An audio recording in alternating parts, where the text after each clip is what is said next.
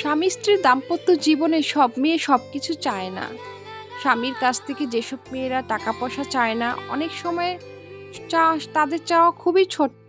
শুধুই চায় স্বামীর কাছ থেকে একটু ভালোবাসা, আদর, যত্ন আর সম্মান। আর এই কিছুটা সম্মান।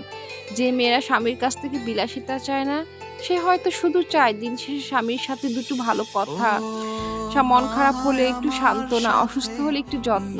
কিন্তু দুঃখের বিষয়, বড়ই আফসোস, স্বামীর কাছ থেকে যে মেয়েরা টাকা পয়সা চায় সেই মেয়েরা সবকিছুই পায়। স্বামীর কাছ থেকে আদর, ভালোবাসা, সম্মান আর সবকিছুই পায় তারা।